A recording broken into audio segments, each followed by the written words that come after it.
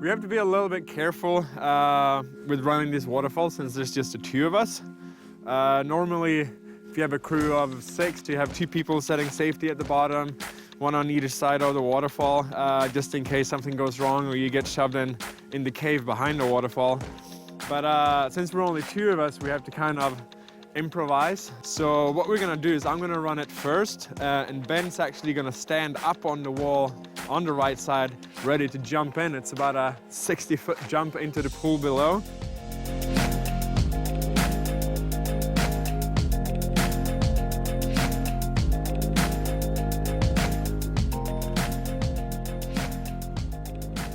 I love that waterfall. So good. Sitting back at the bottom of that waterfall, looking back up at what you've just come down, that's the moments that make these trips so wicked.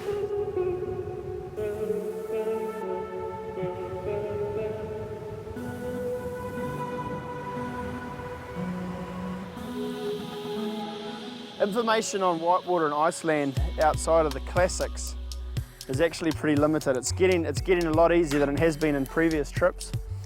But finding a river that you haven't run before is epic. I mean, that's why we travel to these places, to experience new rivers. And it's only when you get on the ground here that you realise that it's not as easy as you think. It should hold us together tonight. Driving up the Fossa River, which translates basically to Waterfall River. And it's definitely living up to its name. We've seen a lot of waterfalls. So far, all the big ones are landed on rocks, which obviously rules them out from a kayaking perspective. Seems like, unfortunately, looking at these rapids, bro.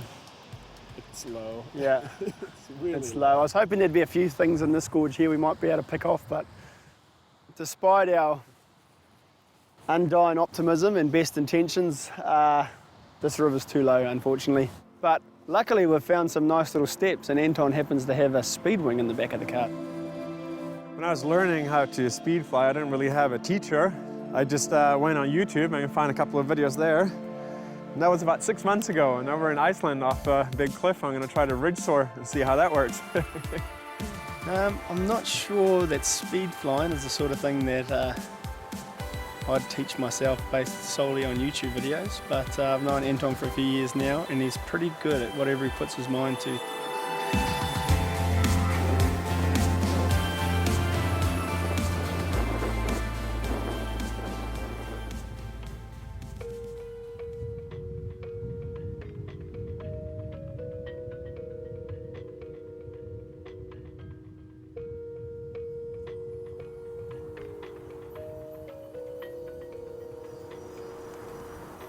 Looking out here, like there's no wind, and you hop outside and there's just a howling gale, but it's so barren and desolate up here that there's just nothing to give any indication of the wind. There's no vegetation or any signs of life, so it's quite a surreal sort of landscape.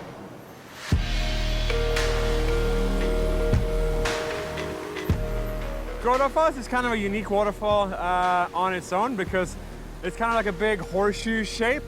A really wide waterfall, plenty of different channels coming in. So that also means we have a bunch of different lines we can run. So the plan today is we're gonna run it once and then hike back to the top, run it again, and it's over and over and over, and run the shit out of this waterfall.